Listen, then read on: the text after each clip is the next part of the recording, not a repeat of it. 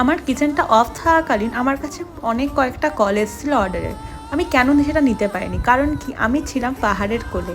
হ্যাঁ, পাহাড় হচ্ছে আমার সেকেন্ড ভালোবাসার জায়গা, আমার সেকেন্ড হোম বলতে পারো। তাই সুযোগ পেলে আমি চলে যাই পাহাড়ে। সেখান থেকে অনেক কটা রান্না আমি ডিসকভার করেছি, আর তোমাদেরকে যাতে টেস্টি আর নতুন কিছু খাওয়াতে পারি সেটাই আমার চেষ্টা থাকবে।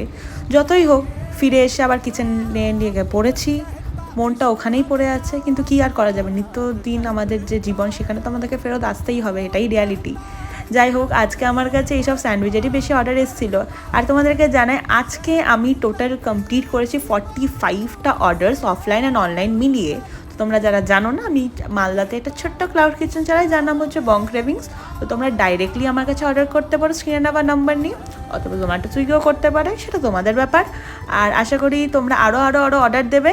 আর আমার যে 50th কাস্টমার থাকবে তার জন্য থাকবে স্পেশাল একটা গিফট। দেখা হবে নতুন কোনো আবার ভিডিওতে।